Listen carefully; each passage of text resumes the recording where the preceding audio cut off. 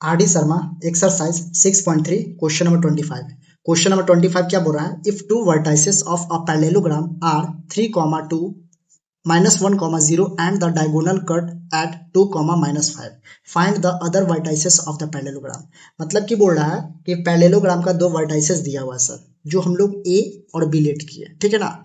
आपसे बोल रहा है ना कि सी और डी का वर्टाइसेस फाइंड करिए, और एक चीज और दिया हुआ है कि जो आपका डायगोनल बाइसेक्ट कर रहा है ऊपर, उसका कोऑर्डिनेट पॉइंट दिया हुआ है, ठीक है ना। अब इस कोऑर्डिनेट पॉइंट की हेल्प से हम लोग ये कोऑर्डिनेट पॉइंट फाइंड कर सकते हैं, क्योंकि हम लोग को मालूम है कि पैरेललोग्राम में जब डायगोनल बाइसेक्ट करता है किसी भी पॉइंट पे, मतलब यहाँ पे ओ है तो ओ पॉइंट पे बाइसेक्ट करेगा ना, तो ये वाला और ये वाला जो डिस्टेंस होता है ना वो इक्वल होता है। यानी ओ जो होगा ना सर, एक मिड पॉइंट का रोल निभाएगा। किस लाइन के लिए सर? ओसी के एसी के लिए एज वेल एज बीडी के लिए। यानी इस क्वेश्चंस को हम लोग with the help of mid point formula से रिजॉल्व करने वाले हैं, ठीक है ना। तो चलिए इसको रिजॉल्व करते हैं।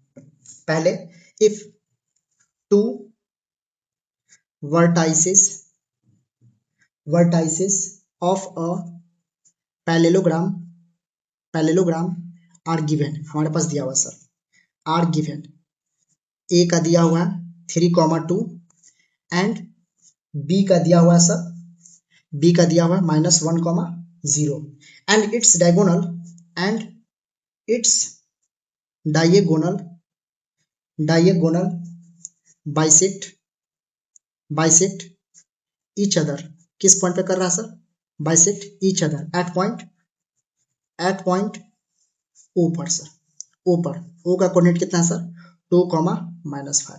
अब ओ पे कर रहा है तो ओ किसकी तरह, यानी यहां से लिख सकते हैं देयरफॉर यहां से एक चीज और लिख दीजिए, therefore O is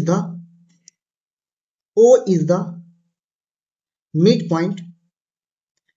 point of line AC and AC के लिए हो गया सर, एंड बीटी के लिए, ठीक है सर। तो पहले हम लोग इस लाइन का बात करते हैं सर, यानी फोर डायगोनल गोनल एसी के लिए बात करते हैं, ठीक है सर। यानी मिड पॉइंट का फॉर्मूला फॉर एक्स कोऑर्डिनेट के लिए क्या होता था sir? x1 plus x2 upon 2। अब यहाँ पे x के जगह पे क्या है सर? 2 है, रख दीजिए। x1 के जगह पे 3 है, यहाँ पे फिर x2 के जगह पे क्या है? चलिए ना x2 इसको मान लेते हैं, x1 इसको मान लेते हैं, ठीक है। तो x1 हमको निकालना है, ठीक है। अब बाई 2, ठीक है। 2 2 जा 4 और 3 इधर आएगा तो -3, तो x1 का रिजल्ट 1 होगा सर, ठीक है। x1 का रिजल्ट 1 होगा। थोड़ा सा से कर लेते हैं, ठीक है। अब y कोऑर्डिनेट के लिए हम लोग बात करते हैं। किसके लिए? y कोऑर्डिनेट के लिए। थोड़ा सा फॉर y कोऑर्डिनेट, y के लिए क्या होगा sir? y1 plus y2 upon 2। y का वैल्यू कितना है सर? -5 और y1 नहीं मालूम है।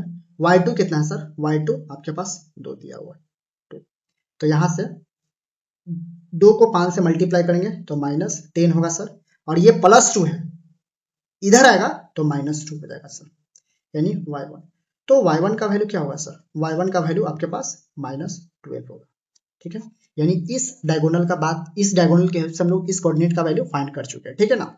अब हम लोग फाइंड करते हैं फोर डायगोनल एसी हो गया। बीडी के लिए बात करते हैं, बीडी के लिए, ठीक है ना। तो इस पे भी मिड पॉइंट फार्मूला अप्लाई कर दीजिए।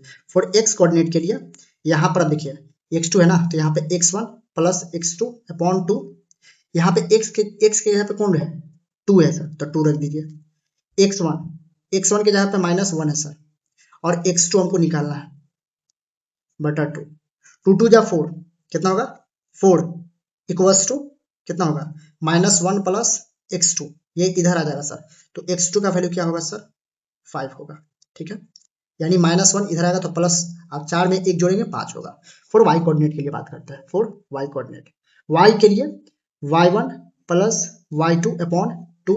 y का वैल्यू क्या है सर? -5। y1 का वैल्यू क्या है सर? 0। y2 नहीं मालूम। अब यहाँ पे 2 से मल्टीप्लाई कर दीजिए तो y2 का वैल्यू मिल जाएगा सर, कितना मिलेगा सर? आपका -10 मिलेगा। यानी आपका जो पॉइंट आया फॉर सी कोऑर्डिनेट का x1 y1, x1 का वैल्यू 1 आया सर, और y1 का वैल्यू कितना आया? -12 एंड डी का कितना है सर, डी का x2 y2, तो x2 का वैल्यू आया 5 और y2 का वैल्यू आया -10। ये आपका फाइनल रिजल्ट है। ठीक है, अब हम लोग क्वेश्चन नंबर 26 पर चलते हैं।